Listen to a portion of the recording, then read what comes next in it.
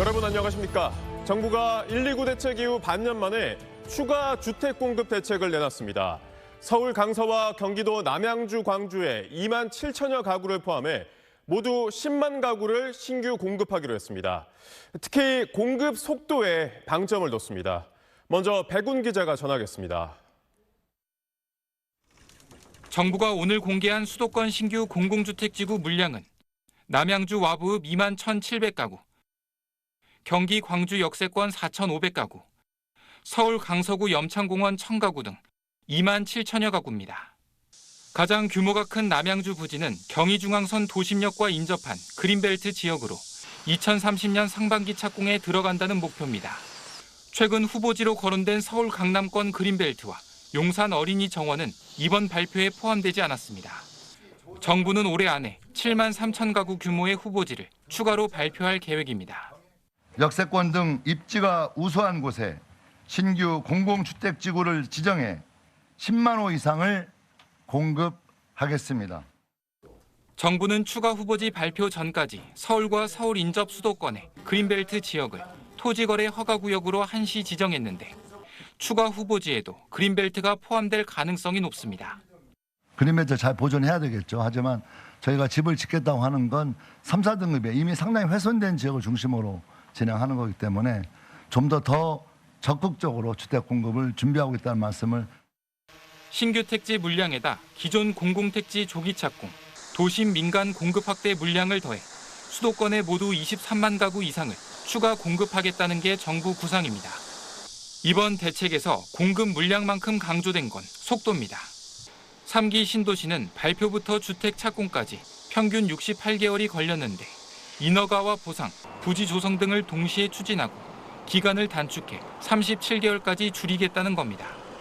기존 공공택지도 착공 시기를 1, 2년 앞당겨 2030년까지 8만 9천 가구를 조기 착공하겠다고 밝혔습니다. 정부는 총리 주재 점검회의를 열어 사업 진행 상황을 주 단위로 관리해 속도전을 뒷받침할 예정입니다. SBS 백운입니다. 정부는 또 이미 발표했던 주택개발 부지와 재건축 재개발 사업도 속도를 더 높일 계획이라고 밝혔습니다. 수도권 주택의 40%를 차지하는 다세대 다가구를 더 지을 수 있도록 규제도 풉니다. 이어서 김범주 기자입니다.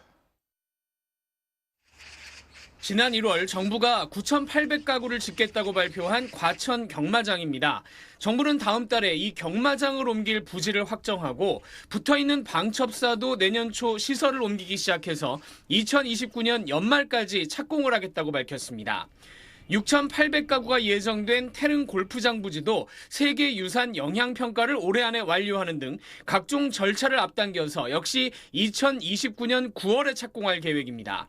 또 재건축 재개발 속도를 높이고 곳곳에 자투리 땅을 최대한 활용한다는 대책도 내놨습니다.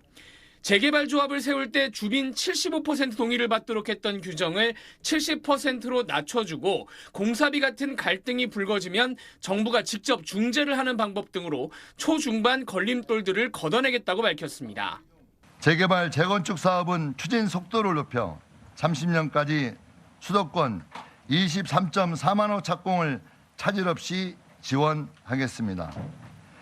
민간이 하기에는 여건이 복잡해서 LH 같은 공공기관이 대신 나서서 하는 도심 복합 사업도 2030년까지 서울에 5만 1,000가구를 추가 공급한다는 목표를 세웠습니다. 이사를 가고 비어있는 학교와 공공기관 청사 부지에도 1,800가구 이상을 짓고 추가로 더 땅을 찾아보겠다고 밝혔습니다. 서울 주택 중에 40%를 차지하는 다세대 다가구 주택을 더 짓도록 건설사를 지원하는 방안도 내놨습니다. 한 개동당 바닥 면적을 660제곱미터까지만 지을 수 있게 제한했던 걸 1,000제곱미터로 1.5배 늘리고 다가구를 3층까지만 짓도록 했던 것도 4층으로 한층 더 높여줬습니다. 한 번에 더 많은 집을 지어 팔 수 있다는 얘기입니다. 또 정부는 주택 공급 촉진을 위해 프로젝트 파이낸싱 PF 금융 지원 규모를 최소 47조 8천억 원으로 2배 가까이 확대하기로 했습니다. SBS 김범주입니다.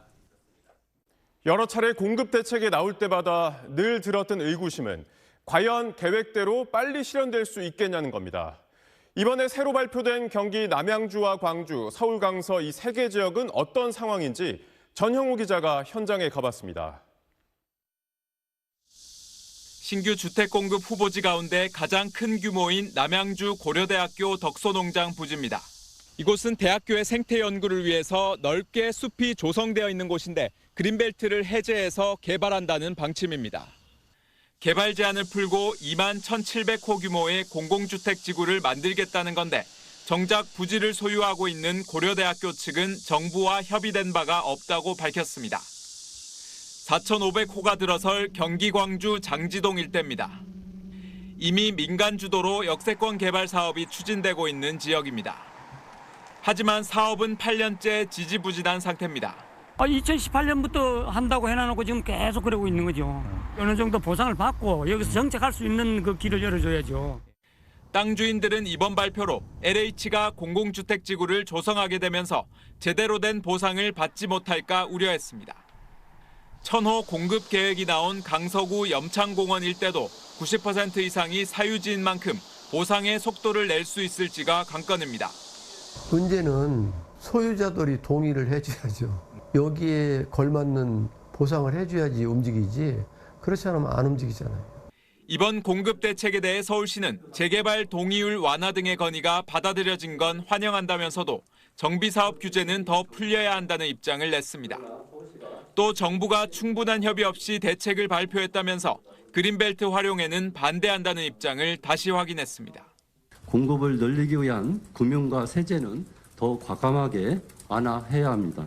반영되지 않은 과제들에 대해서도 정부가 보다 전향적으로 정부가 이른바 영끌을 해서 신규 공급 규모를 최대한 늘렸지만 서울 내 신규 공급은 제한적이라는 점, 그린벨트 해제 논란, 토지 소유주와의 협의 문제 등은 넘어야 할 산입니다. SBS 전용우입니다. 대출 정책도 일부 바뀝니다. 대출 오픈런까지 생기면서 실수요자들의 불만이 커지자 올해 대출 총량 목표를 2배로 늘렸습니다. 하지만 투기 수요를 막겠다며 비거주 1주택자에 대해선 전세대출 규제가 새로 만들어졌습니다. 이어서 박재현 기자의 보도입니다. 정부는 가계대출을 지난해보다 1.5%만 늘어나도록 하겠다는 목표를 3%까지 풀기로 했습니다. 이렇게 되면 5대 시중은행은 4조 원, 전체 금융권으로는 30조 원 정도 더 대출해줄 여력이 생깁니다. 기존 한도 내에서는 취급이 어려웠던 아파트 중도금, 잔금 대출도 수월해질 전망입니다. 규제가 강해지기 전에 대출을 받을 수 있을 걸로 예상하고 분양을 이미 받았던 집주인들 요구를 수용한 겁니다. 이주비, 잔금 대출 등 신규 주택 공급에 따른 연계 대출은 분양과 입주가 원활하게 이어질 수 있도록 총량 목표를 합리적으로 조정하여 하지만 기존 아파트 쪽으로 들어갈 수 있는 대출은 더 강하게 조입니다. 투기성이 있다고 정부가 규정한 비거주 1주택자에게는 전세 대출을 막기로 한 게 대표적입니다. 수도권 규제 지역에 집을 갖고 있으면서 그 집에 살아본 적이 없는 집주인에게는 전세 대출을 막겠다는 겁니다. 정부는 새로 이 대출 규제 대상이 될 비거주 1주택자 숫자와 대출 규모는 정확하게 파악하지 않고 있다고 밝혔습니다. 불가피한 경우에는 은행이 자체적으로 판단해서 대출을 내줄 수 있다고도 설명했지만 현장에서 실제로 어떻게 적용될지는 지켜봐야 할 걸로 보입니다. 여기에 현재 80%인 수도권과 규제 지역의 전세대출 보증 비율도 70%로 줄었습니다. 보증 비율이 낮아지면 전세대출 심사가 상대적으로 까다로워지거나 대출 한도가 줄어들 수 있습니다. 세제 개편으로 실거주 유인이 커지면서 전세 물량이 줄 거란 우려가 큰데 전세대출 규제까지 겹치며 임대차 시장이 더 불안해질 수 있다는 전망도 나오고 있습니다. SBS 박지현입니다. 혼인신고를 하면 각종 정책에서 손해를 본다는 이른바 결혼 페널티도 손을 봤습니다. 부부 소득을 합산하지 않고 한 사람의 소득만 확인하거나 그 기준을 미혼의 2배로 올렸습니다.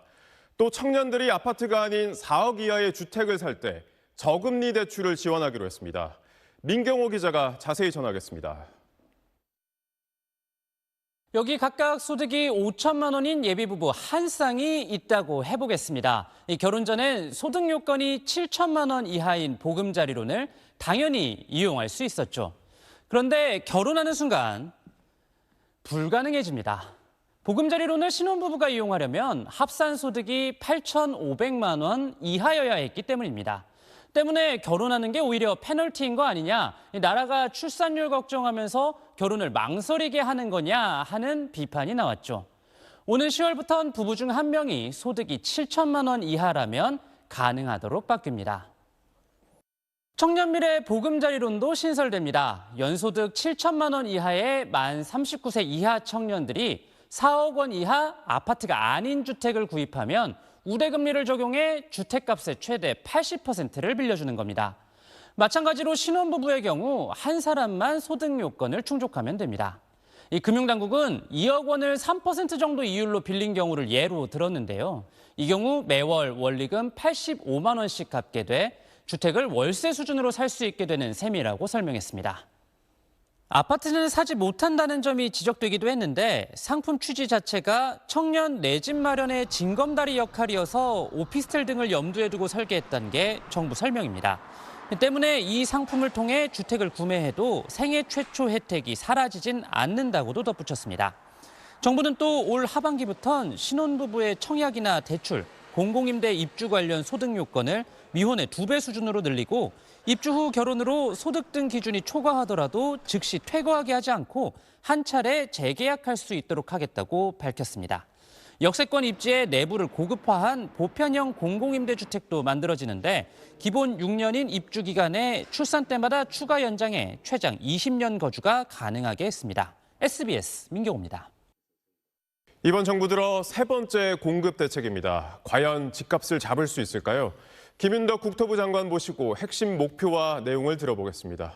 장관님 어서 오십시오. 예, 안녕하세요. 네, 먼저 이번 대책 이름이 전월세가 들어가 있더라고요. 이 전월세 가격이 최근에 빠르게 올라가고 있는 이 문제를 잡겠다라는 정부의 의지가 반영된 걸까요? 네, 이번 대책에서 상당히 중요하게 많은 부분을 할애한 게 바로 전월세 대책입니다. 첫 번째로는 3기 신도시 있지 않습니까? 네. 그 3기 신도시를 신속하게 착공을 서두르면서 빠르게 주택을 공급할 수 있어야 되겠다. 또 하나는 일반 주택을 활성화해야 되겠다. 현재 비아파트, 잘 아시겠지만 오피스텔, 빌라 이런 주택들이 최근 몇 년 동안 기존에 비해서 20% 정도뿐이 안 지어졌기 때문에 상당히 심각한 상태입니다. 그래서 이 비아파트 일반 주택에 대한 공급을 좀 단기적으로 진행해야 되겠다. 그 오늘 공개된 서울 신규 택지 가운데서 사실상 이 강서 1,000호 뿐입니다. 서울만 치자면. 네. 서울에서 그러면 대규모 신규 택지를 찾는 거는 뭐 사실상 좀 어려운 상황인가요? 참 쉬운 문제는 아니라고 생각하고 있고요. 다만 지금 현재 오세훈 시장께서 그린벨트 해제하는 걸 좀 반대하고 계셔가지고 예. 계속해서 협의를 좀 진행할 생각이고요. 서울 지역 내 그린벨트를 다 해제하겠다는 게 아니고 뭔가 보존 가치가 높은 1, 2등급지에 대해서는 여전히 보존을 해야 될 거라고 생각하고 있고요. 다만 일정하게 그린벨트 지역이 상당히 훼손된 지역이 많이 있습니다. 그래서 훼손된 지역에 대해서는 좀 주택을 공급할 수 있도록 하는 게 좋지 않겠느냐. 이 공공택지 착공을 대폭 앞당기는 방안이 발표됐는데 그럼 이 3기 신도시는 얼마나 더 빨라지는 건가요? 근데 이번에 저희가 내놓은 대책은 실제 단계적 진행이 아니라 병행 진행입니다. 그래서 이 단계를 진행하면서 동시에 진행할 수 있다면 동시에 진행하는 업무 패턴을 완전히 바꿔줌으로써 실제 3기 신도의 속도를 대폭적으로 줄일 수 있겠다라고 하는 거고요. 30년 이내 착공으로 가능한 물량에 대해서는 한 4만 7천 호 정도를 더 땡기는 거고 30년 밖에 착공 계획이 있었던 것은 약 4만 호 정도를 30년 이내로 땡기게 된다면 30년 이내로 고려해 볼 때 거의 8만 몇천 호의 물량이 속도가 나서 공급할 수 있겠다. 그런 국토부가 계획을 가지고 있는 겁니다. 정부가 이 공급 총력전을 펼치고 있는데 이 정책으로 부동산 시장 가격을 안정할 수 있다고 생각하시는지요? 시장이 이기는 정부 없다. 또 정부가 시장을 이긴다. 이런 논쟁에 대해서는 저는 오히려 시장과 정부와 또 지방정부 또 모든 어떤 공급을 담당하는 사람들 또 국민들 이런 모든 것들이 서로 신뢰하고 전 협의를 통해서 뭔가 좀 더 좋은 방향을 찾아내는 게 매우 중요하다고 생각하고 있고요. 네. 범정부적 총력전을 피겠다. 그래서 뭔가 속도감 있게 할 수 있는 것을 결합시킨다면 좀 더 좋은 성과를 내올 수 있겠다라고 하는 게 저희 국토부의 기본적인 생각입니다. 장관님 어깨가 참 무거우실 것 같지만 국민들을 위해서 더 뛰어주시길 바라겠습니다. 오늘 말씀 잘 들었습니다. 감사합니다. 감사합니다. 이재명 대통령은 지난 2022년부터 공급 절벽이 이어져 오고 있다며 전방위적인 공급 총력전을 주문했습니다. 민주당도 공급 확대를 위한 입법 속도전을 다짐했습니다. 정부의 세제 개편안에 대해선 우려의 목소리를 내는 민주당 의원들이 많아졌습니다. 보도에 박예린 기자입니다. 이재명 대통령은 오늘 청와대에서 열린 수석보좌관 회의에서 부동산은 우리 사회의 거의 모든 부분에 지대한 영향을 미치는 핵심 문제라며 이를 해결하는 데 가용한 수단과 역량을 집중 투입해야 한다고 말했습니다. 파격적이고 속도감 있는 공급, 또 공정하고 합리적인 조세 체제, 세밀하고 두터운 금융 정책의 유기적인 조합이 무엇보다 필수적입니다. 주택 공급의 부족 현상과 관련해선 지난 2022년부터 지금까지 공급 절벽이라며 특단의 노력이 필요하다고도 덧붙였습니다. 전방위적인 공급 총력전에 나서야 됩니다. 택지도 기존 규제에 얽매이지 말고 필요하면 법과 제도를 고쳐서라도 파격적으로 확보해서 공급에 나서야 되겠습니다. 부동산 세제 개편안에 대해선 정책의 유연성을 거듭 당부했는데 과감하게 국민, 전문가, 야당, 정치권의 의견을 수렴해달라는 겁니다. 이 대통령은 결혼하면 오히려 혼자일 때보다 대출이나 세금 등에서 불이익을 받는 결혼 페널티의 불합리성도 지적했습니다. 민주당은 정부의 공급 확대 방침에 호응하며 조속한 입법 지원을 다짐했습니다. 다만 정부의 세제 개편안의 경우 비공개로 열린 의원총회에서 의원들의 수정 요구가 분출했습니다. 지역 의원님들께서는 그 지역의 현안에 대해서 좀 충분히 이런 그 현실을 고려할 필요가 있다. 서울 지역구의 한 중진 의원은 일거주 1주택자는 보호해야 하는데 비거주란 이유로 예외를 두는 건 가혹하다는 입장을 밝혔습니다. 일부 의원들은 장기 보유 특별공제 제도를 현행대로 두자며 보유 시 세제 혜택을 점진적으로 없애는 정부안에 반기를 들었고 또 많은 지역구민이 세제 개편안을 증세라고 항의한다고 토로하거나 정부안을 국회에서 못 고치고 이대로 가면 폭망이라고 분통을 터뜨린 의원들도 있었습니다. SBS 박예린입니다. 국민의힘은 오늘 3기 신도시 건설 현장을 찾았습니다. 입주 예정자들을 만나 정부의 대출 정책을 비판했습니다. 오늘 나온 부동산 공급 대책을 놓곤 문재인 정부의 실패 궤적을 밟는 재탕 정책이라고 날을 세웠습니다. 김보미 기자의 보도입니다. 장동혁 대표가 위원장을 맡은 국민의힘 내 부동산 정상화 특별위원회는 오늘 경기 고양시의 창릉신도시 건설 현장을 찾았습니다. 장 대표는 지난 2022년 사전청약 모집 당시 제시된 우대금리의 대출 조건이 본 청약 직전 사라졌다고 반발하는 3기 신도시의 입주 예정자들도 만났습니다. 부동산 정책은 이념이 아니라 민생입니다. 실수요자의 주거 안정이 당연히 그 중심이 되어야 합니다. 오늘 정부가 발표한 8.13 공급 대책 등 부동산 정책에 대해 국민의힘은 기만적인 대출 권장책이자 과거 내놓았던 정책들을 재탕하는 맹탕 대책이라고 깎아내렸습니다. 뒤늦은 발표에다 새로울 것 없는 재탕식 정책이라는 점에서 문재인 정부의 실패한 부동산 정책의 전철을 그대로 밟고 있습니다. 특히 이른바 대출 오플런 현상 때문에 가계 대출 총량 목표를 4개월 만에 1.5%에서 3%로 2배나 늘려버렸다며 정부가 앞장서서 대출 빗장을 풀어 국민을 빚더미에 떠밀고 있는 꼴이라고 주장했습니다. 또 수도권에 23만 호를 추가로 공급하겠다지만 구체적 입지가 발표된 건 2만 7천 호뿐으로 정작 수요가 몰릴 곳은 서울 강서구 염창공원 부지에 1,000호밖에 없다며 눈속임이라고 비난했습니다. 개혁신당도 공공택지의 착공 기간을 37개월로 절반 가까이 줄이겠다는 정부 발표에 대해 토지 보상과 이주 등 각종 인허가는 속도전을 외친다고 되는 게 아니라며 구체적인 실행 방안부터 내놓으라고 요구했습니다. SBS 김봄입니다. 가뭄이 길어지고 있는 경남 지역에 내려졌던 국가 소방동원령이 연장됐습니다. 논밭은 물론 축사에도 급수지연이 이어지는 가운데 군부대까지 힘을 보태 가뭄 극복에 총력을 기울이고 있습니다. 김수윤 기자가 보도합니다. 국가소방동원령 이틀째인 오늘 전국에서 모인 소방차 200대가 7,600톤 넘는 물을 경남 논밭 곳곳에 공급했습니다. 경남 소방본부 차량 20여 대도 급수 지원에 나섰습니다. 함안에선 육군이 급수 차량 15대, 병력 40여 명을 가뭄 해결에 투입했습니다. 전시의 군사작전을 위해서 화생방 지원을 위해서 쓰는 차량입니다. 대민 지원을 위해서 급수 차량이 지원되었습니다. 메말랐던 수로에 폭포처럼 물이 쏟아지자 농민들은 눈을 떼지 못합니다. 물 갈갈 오지 15일 정도에 어떻게 됐어요. 속이 뻥 때리는 것 같습니다. 그러나 장기간 이어진 가뭄으로 물 부족은 점점 심해지고 있습니다. 오늘 함양이 농업용수 가뭄 관신 단계가 되면서 경남 전역이 가뭄 단계에 진입했습니다.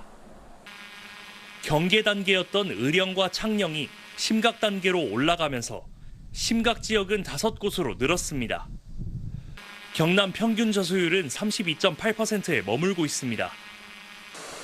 축사 식수까지 지원 요청이 잇따르고 있습니다. 제 옆으로 보이는 축사엔 돼지 2만 두가 넘게 살고 있는데요. 이 돼지들이 마실 식수가 부족해지자 이렇게 까다로운 방역 절차를 마친 소방대원들이 급수 지원에 나섰습니다. 주로 논이나 밭에 조금 급수 지원을 많이 하고 축사는 잘 없던 것 같은데 현장에 나와 보니까 급수량도 많이 부족하고 상황이 생각보다 조금 심각한 것 같습니다. 결국 소방청은 오늘까지였던 국가소방동원령을 당분간 연장하기로 했습니다. 해군과 공군, 산림청도 곧 급수 지원에 나선다는 계획입니다. 소방당국은 강수량과 저수율 등을 살펴 가뭄 상황이 호전될 경우 국가소방동원령 해제 여부를 결정할 예정입니다. SBS 김수윤입니다. 호남 지역 가뭄도 심각하긴 마찬가지입니다. 저수지가 바닥을 보이기 시작하면서 이 지역 농가들도 농업용수 확보에 비상이 걸렸습니다. 홍승현 기자가 취재했습니다. 호남 평야에 물을 대는 옥정호 바닥이 훤히 드러났습니다. 땅은 거북이 등껍질처럼 쩍쩍 갈라졌고 그 위로 잡초가 무성합니다. 물고기를 닮아 이름 붙여진 붕어섬을 둘러싼 물길도 모두 말라버렸습니다. 지금 제 머리 위로 출렁다리가 놓여 있는데요. 평소라면 물에 잠겨 있어야 할 이곳이 가뭄으로 메마르면서 지금은 이렇게 사람이 걸어 다닐 수 있을 정도입니다. 4억 7천만 톤을 담을 수 있는 호수에 남아있는 물은 고작 8,400만 톤, 18% 수준입니다. 오늘 기준으로 43%가 정상이거든요. 수위로 따지면 예년에 비해서 한 10m 정도 낮습니다. 이렇게 마른 거 본 적 있어요? 아니에요. 좀 오래간만에 오긴 했는데 좀 이렇게 마른 적은 진짜 없는 것 같아요. 섬진강댐의 가뭄 심각 단계가 발령되면서 농업용수 확보에 비상이 걸렸습니다. 성장기에 접어든 인근 논밭은 땅이 바싹 말라붙었습니다. 금년에 농사를 망쳤다 그렇게 봐야 되지 않을까. 특히 지금은 콩도 꽃이 피는 개화기고 벼도 출수를 하는 출수기거든요. 이때 물이 아주 많이 필요한데 농어촌공사는 13년 만에 처음으로 양수기까지 꺼내들었습니다. 댐에서 물을 공급받기 어려워지면서 한 번 사용한 물을 다시 끌어올려 농업용수로 재활용하는 겁니다. 재활용하기 위해서 저희가 양수기를 설치해가지고 지금 펌핑을 하고 있는 겁니다. 공급해야 할 양이 한 70% 정도밖에 안 내려오기 때문에 전남 광주 지역도 사정은 마찬가지입니다. 장성호 평년 저수율은 60% 정도지만 지금은 26%대에 그치고 있습니다. 농작물 피해가 걱정이지만 비가 오지 않는 한 마땅한 대책도 없는 상황. 농작물을 바라보는 농민들 마음이 하루하루 새카맣게 타들어가고 있습니다. SBS 홍승연입니다. 가만히 있어도 금세 땀이 쏟아지는 폭염 속 그보다 더 뜨거운 열기 앞에서 일하는 이들이 있습니다. 온몸을 감싸는 작업복까지 갖춰 입은 채 일터를 지키는 노동자들을 정지연 기자가 만나봤습니다. 매일 360톤의 생활 쓰레기를 태워 지역 난방용 열과 전기에너지를 생산하는 자원환경센터입니다. 섭씨 850도가 넘는 소각로 열기로 작업장 내부 온도는 최고 57도, 고온주의 표시가 붙은 배관의 표면 온도는 70도 내외까지 올라갑니다. 시설을 점검하기 위해선 이렇게 방진복을 착용해야 하는데요. 제가 한 1시간 정도 입고 돌아다녀 보니 이렇게 온 얼굴이 땀으로 젖었습니다. 겨울 같으면 방진복을 벗고 잠시 작업장을 벗어나 몸의 열기를 식힐 수 있겠지만 올 여름 같은 폭염 속에선 밖으로 나가도 고역입니다. 물방울이 맺히는 결로 현상으로 시야를 방해할까 냉방기기 사용도 제한됩니다. 사업소에서 그나마 시원하다는 지하 1층도 36도를 웃돕니다. 여기가 그나마 제일 시원한 곳입니다. 현장에서. 창부는 진짜 더워갖고 조끼를 입어도 좀 많이 뜨거운 바람이 들어와서 너무. 불꽃이 튀는 용접 작업 때는 표면 온도가 100도가 훌쩍 넘습니다. 에어컨을 틀어놨지만 용접공 이마엔 금세 땀이 맺힙니다. 이렇게 개방된 작업장 안은 38도가 넘었는데요. 용접 열기까지 더해져 작업자들이 느끼는 더위는 더욱 극심합니다. 늘 긴 소매 옷을 입어야 하는 것도 여름엔 더 힘이 듭니다.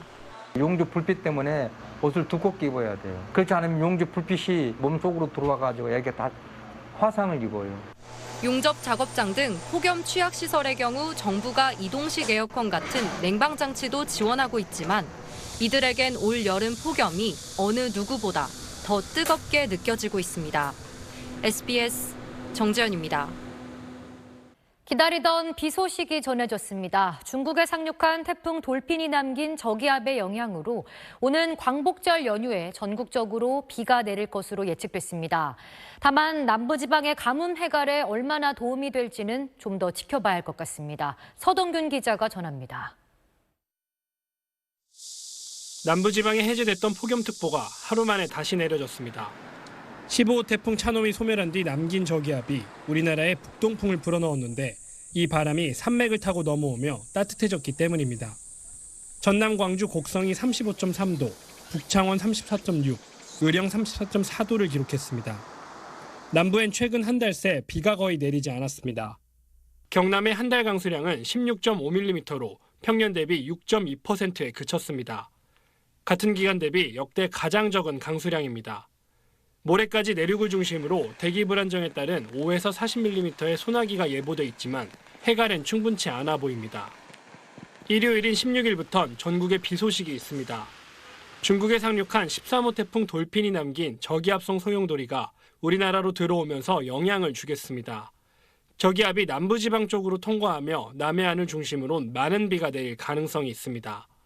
하층 제트가 지속적으로 유입될 수 있는 곳은 남해안과 지리산 부근이라는 부분입니다. 지형적인 효과가 더해져 많은 비 가능성이 있기 때문에 비는 다음 주 월요일까지 전국에 내릴 걸로 예측됐습니다. 구체적인 강수량은 내일 예보될 전망인데 다음 주 화요일부터는 다시 33도 안팎의 무더위가 이어질 것으로 기상청은 내다봤습니다. SBS 서동균입니다. 오늘 오후 충북 진천에 있는 아스팔트 제조 공장에서 불이 나 60대 근로자 한 명이 큰 화상을 입었습니다. 당시 폭발음도 워낙 커 대형 화재로 번질 위험이 높았지만 소방당국의 신속한 대응으로 초기 진화에 성공했습니다. CJB 이환 기자입니다. 새빨간 불길이 솟구쳐 공장 안을 집어삼켰고 검은 연기가 자욱하게 피어오릅니다.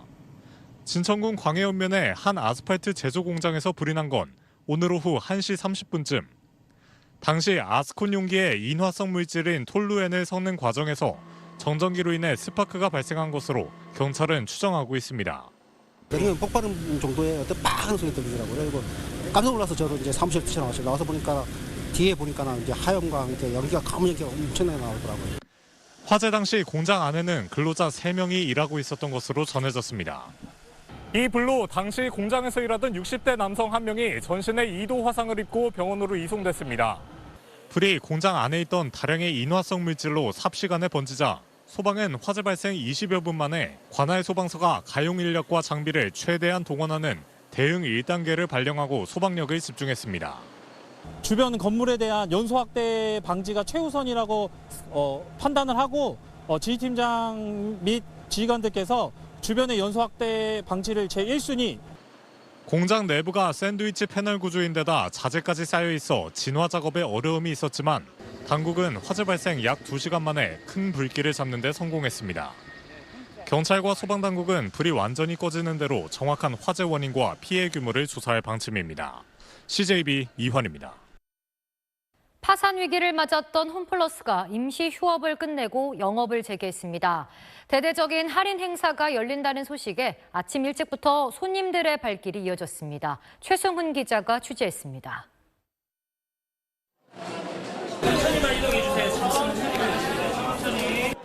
오전 10시 영업이 시작되자 매장 앞에서 기다리던 고객들이 카트를 밀고 쏟아져 들어옵니다.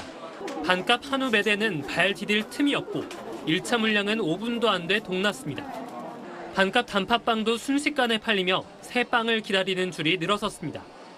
오늘따라 또 맛있는 빵을 싸게 한다니까 좀 사고 있습니다. 여기 자리 비면 또 사람이 욕할까 봐. 오늘 정식 재개장한 홈플러스 매장은 67곳입니다. 기업 회생 절차가 진행되고 있는 홈플러스는 지난달 자금난으로 영업을 임시 중단했다가 2천억 원 규모의 긴급 운영 자금을 확보하며 다시 문을 열었습니다. 홈플러스는 큰 폭의 할인 행사를 통해 고객 발길 붙잡기에 나섰습니다. 저희 집 앞이어서 항상 이제 왔었는데 장 볼 데가 없어서 항상 막 되게 불편했다가 없어진다는 게 너무 가슴이 아팠거든요. 오늘 오픈하고 다시 이렇게 돼가지고 너무 기쁘고 감사한 마음이 가득해요.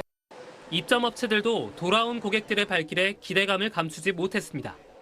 이번 연이고 훨씬 더 손님들 많이 와서 많이들 사갔어요. 문만 열어주면 계속 판매는 잘 될 것 같아요. 홈플러스의 운영은 다음 달 2일 예정된 관계인 집회가 최대 분수령이 될 전망입니다. 채권자와 주주 등 이해 관계인들이 모여 홈플러스가 제출한 회생 계획안을 인정할지 결정하는 날입니다. 이해 관계인들이 우선 받아들이는지가 회생법원의 심리의 핵심적인 만큼 그때까지 고객들을 붙잡고 납품업체들의 신뢰를 회복해 상품 공급을 정상화하는 게 관건입니다. SBS 최승훈입니다. 오늘 국회에서 국민의힘 이진숙 의원이 5.18 광주 민주화운동 관련 토론회를 주최했습니다. 그런데 5.18에 대한 반역사적 주장과 폄훼 발언들까지 일반 국민 상식과는 동떨어진 말들만 쏟아졌습니다. 청중석에선 고성과 폭력 행위까지 오갔습니다. 보도에 손영한 기자입니다.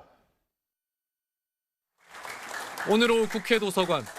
국민의힘 이진숙 의원이 새역사 국민운동이라는 단체와 공동 주최한 5.18 민주화운동 관련 토론회입니다. 5.18은 특정 진영의 소유물이 되어서는 안 됩니다.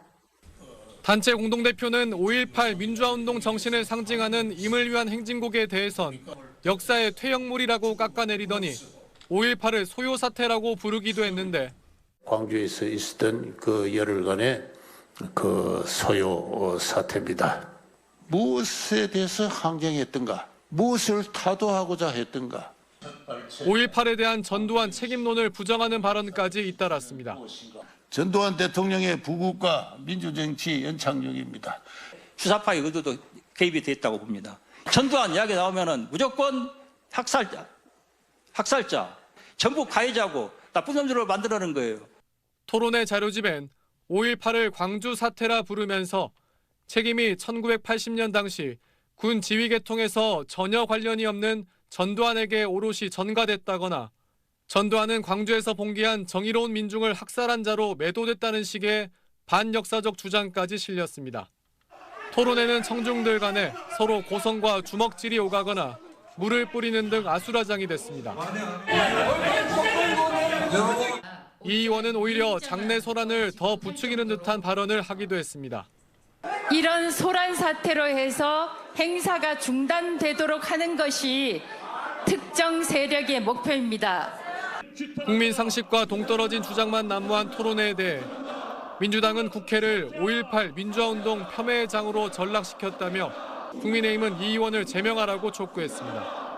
국민의힘은 이 의원에게 행사 취소를 요청했지만 거절당했다면서 당이 관여한 게 아니라 개인 차원 행사라고 선을 그었습니다.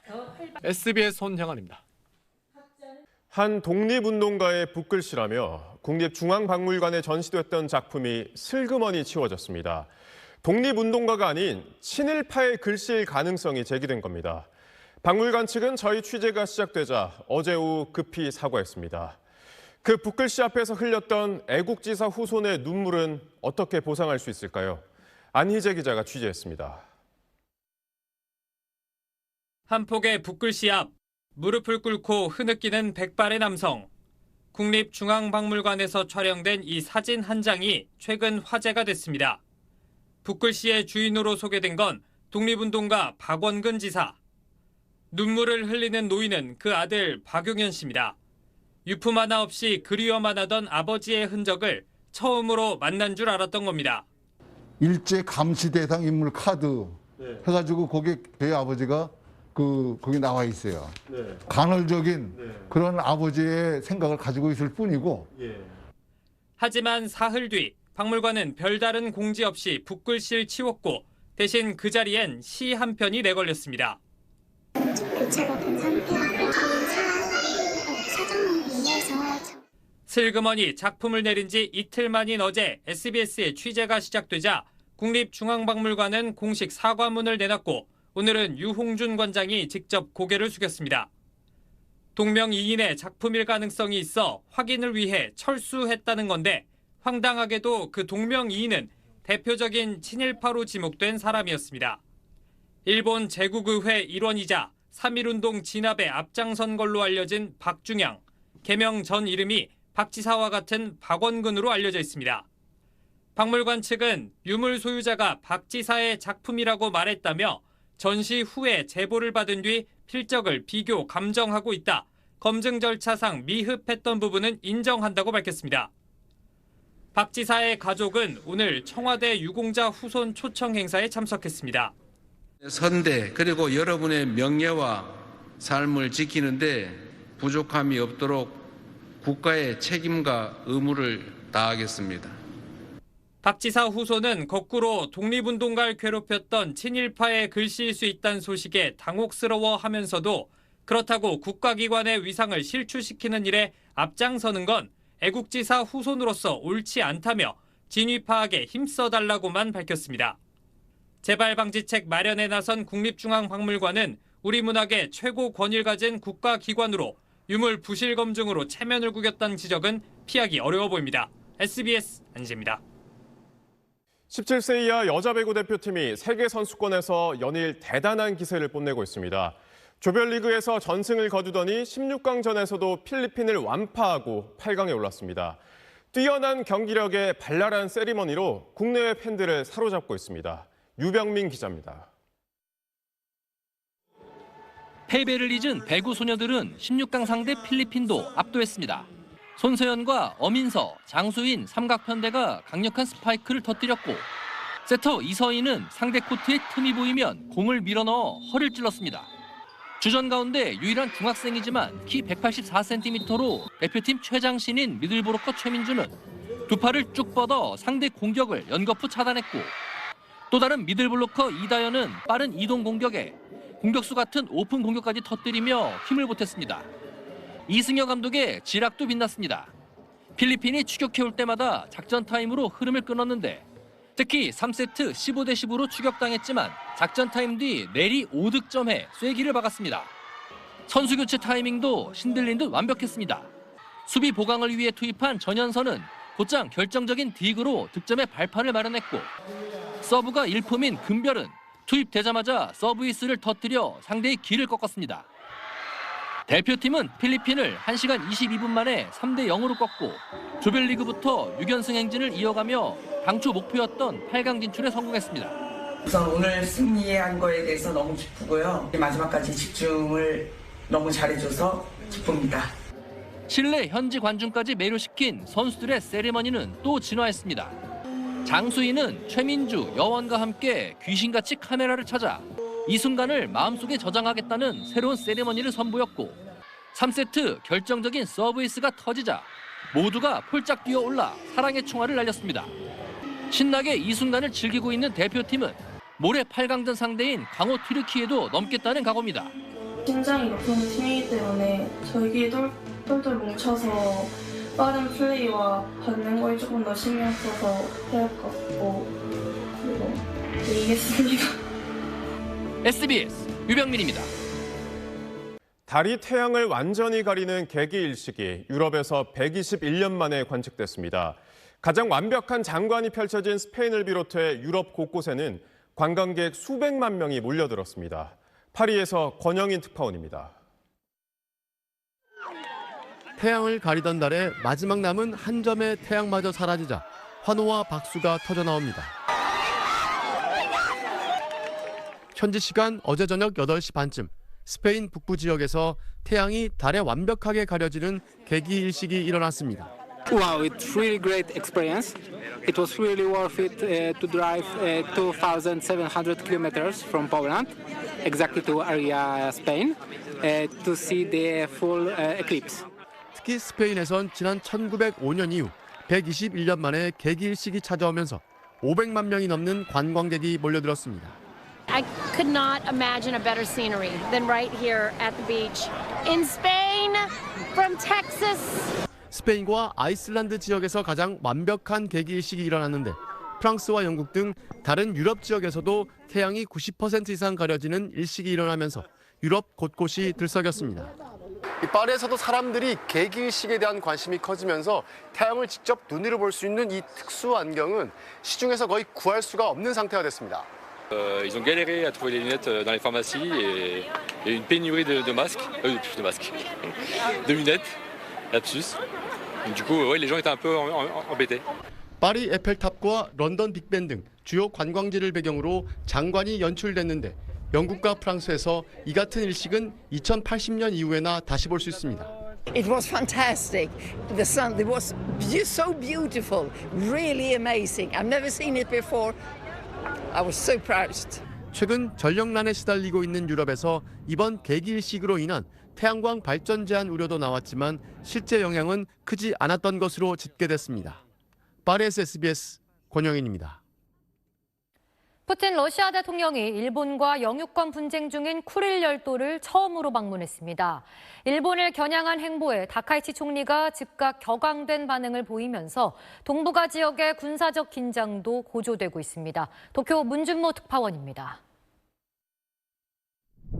블라디미르 푸틴 러시아 대통령이 오늘 쿠릴 열도 남단 에토로후 섬을 직접 방문해 러시아 함대를 시찰했습니다. 일본이 북방 영토라고 부르며 러시아와 영유권 갈등을 빚고 있는 곳입니다. 쿠릴 열도까지 푸틴이 간 건 이번이 처음인데 일본을 겨냥한 행보임을 드러냈습니다.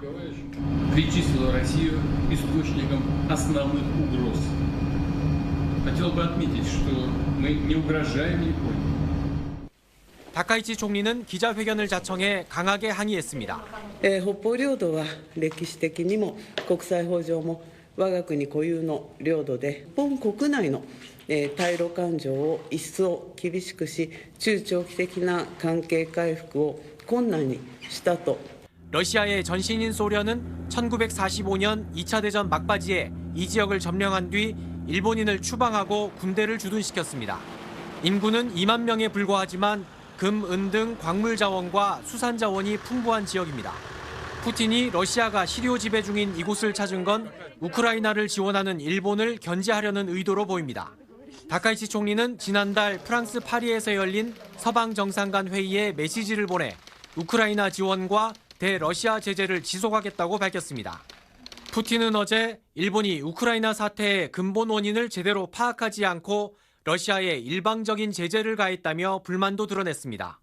러시아군은 중국군과 함께 지난 6월 일본 남쪽 공해상에 폭격기를 띄우고 지난달엔 일본 오키노토리시마 남서쪽 해역에서 합동 해군 훈련을 하는 등 군사적 긴장을 점차 높이고 있습니다. 도쿄에서 SBS 문주모입니다. 암살 위협 속에 트럼프 미국 대통령에 대한 경호 수위가 높아지고 있습니다. 비행 금지 구역을 침범한 민항기를 쫓기 위해 미군 전투기가 동원되는가 하면 트럼프 대통령이 방공 미사일 차량을 옆에 두고 골프를 치는 모습도 포착됐습니다. 워싱턴 전병남 특파원입니다. 현지 시간 11일 트럼프 대통령이 참석한 가운데 열린 패트리어트 게임 결승전. 임시 비행금지 구역으로 설정된 행사장 상공을 민간 항공기 한 대가 침범하자 미군 F-16 전투기가 곧바로 출격했습니다. 섬광탄까지 쏘며 민항기를 금지구역 밖으로 내보냈습니다. 지난 9일엔 스팅어 단거리 미사일 시스템을 실은 미군 험비 차량이 골프를 치는 트럼프 옆에 배치된 장면이 포착되기도 했습니다. 앞서 트럼프는 자신이 이란의 최우선 암살 대상이라고 주장했습니다. I may be gone too, because I'm their number one target. It's out all over the place. I'm their number one because they're scum. 예민해진 트럼프는 나토 정상회의 귀국길에 급기야 취재진 몰래 전용기에서 군용기로 갈아탔는데 이 과정에서 장관들 대신 자신의 오랜 충성파 측근들만 동행시켰다는 보도가 나왔습니다. 장관 서열 1위인 마코 루비오 국무장관과 2위인 스콧 베선트 재무장관도 취재진 등 100여 명과 함께 전용기에 사실상 미끼로 남아 있었습니다. 하지만 이란이 전용기 격추를 시도할 수 있다는 이스라엘 첩보는 신빙성이 낮다는 CIA 평가가 백악관에 이미 전달됐던 걸로 알려졌습니다. 도덕성과 원칙을 상실한 과잉 경호란 비판 여론에 트럼프는 비밀 경호국의 지시를 따랐을 뿐이라고 말했습니다. They wanted me to go on a different flight, a different plane, equal safety. 백악관 출입기자협회는 대통령 동선에 대한 정확한 역사적 기록의 중요성을 주장하며 우려를 제기했습니다. 민주당은 이번 사건이 충격적인 기만 작전이라면서 진상 규명을 추진하겠다고 밝혔습니다. 워싱턴에서 SBS 전병남입니다. 남미 콜롬비아를 강타한 지진 피해가 커지고 있습니다. 인명피해가 계속 늘어나는 가운데 시신 안치소마저 마비됐고 살아남은 주민들 역시 막막한 상황에 놓였는데요. 콜롬비아 정부는 경제 비상사태를 선포했습니다. 곽상은 기자입니다. 시신 안치소 앞에 긴 줄이 늘어섰습니다. 지난 10일 콜롬비아를 강타한 지진으로 가족을 잃은 유족들입니다. Estos cuerpos se van a entregar ahora en un orden. 갑자기 밀려든 시신에 제대로 된 안내는커녕 시신 인도조차 지연되면서 유족들의 가슴은 타들어만 갑니다. Pues que no hay neveras. Se están pudriendo los cuerpos acá, están dañados. Tienen que tener un método de contingencia. 살아남은 사람들의 상황도 막막합니다. 아이들은 지붕이 폭삭 주저앉은 학교 건물 앞에서 갈 곳을 잃었고. Miren el efecto del temblor. Se derrumbó la aula máxima del. 실종자 가족과 자원봉사자들이 양동이와 손수레를 동원해 잔해를 치워보지만 역부족입니다. En el momento no hemos encontrado, no hemos hallado fuentes de vida de mis familiares, pero tenemos la esperanza de que ellos. 추가 붕괴 위험에 피난길에 오르거나 뼈대만 남은 집에서 맨손으로 잔해를 치우며 복부에 안간힘을 써보지만 구호의 손길은 아직 닿지 않고 있습니다. Por acá no ha venido nadie, de verdad. Por acá nadie se ha venido a decir que a eso, nada. 이재민들의 마음엔 시름이 커져갑니다. No podemos estar allá porque no hay en donde vivir. Lo perdimos todo. Todo está perdido. 피해가 눈덩이처럼 커지자 콜롬비아 정부는 경제 비상사태를 선포했습니다. 당국이 밝힌 사망자는 260여 명, 부상자는 3,500명이 육박합니다. 하지만 민간 집계 실종자 수가 정부 공식 집계보다 8배나 많은 4천여 명에 달해 인명피해 규모는 더 늘어날 것으로 보입니다. SBS 곽상은입니다. 쌍방울 대북 송금 사건 수사 과정에서 규정 위반 등으로 징계가 청구된 박상용 검사에 대해 법무부 감찰위원회가 열렸습니다. 오늘 심의 내용을 토대로 법무부 징계위원회가 최종 징계 수위를 결정하게 되는데 이른바 연어 술파티 의혹은 심의 대상에서 빠졌습니다. 신용일 기자입니다.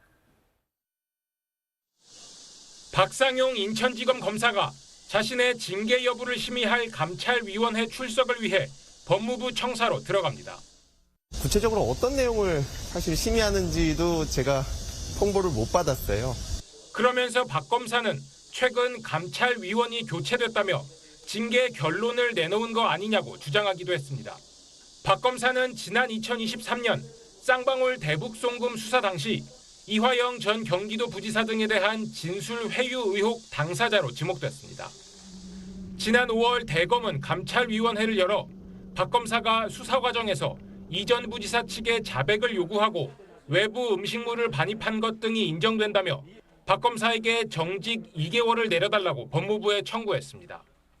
또 지난 7월 인천지검은 박 검사가 업무 시간에 21차례에 걸쳐 SNS에 글을 올리고 지난 4월 국민의힘이 단독으로 개최한 청문회에 서면 보고 없이 참석했다며 추가 징계를 청구했습니다. 다만 의혹의 시발점인 이른바 연어 술파티 의혹은 심의 대상에 오르지 않았습니다. 법무부는 대검과 인천지검이 청구한 모든 징계 사유를 심의해 수위를 권고하고 최종 처분은 조만간 열리는 정성호 법무부 장관이 위원장인 징계위원회에서 결정합니다. 한편 법무부 감찰위는 지난해 11월 이화영 전 부지사의 위증 사건 재판에서 공판검사 4명이 퇴정한 사안에 대해 징계가 어렵다는 대검 감찰위 결론과 달리 수원지검 1, 2차장과 형사 6부장에게 견책 징계를 권고한 걸로 알려졌습니다. SBS 신용일입니다.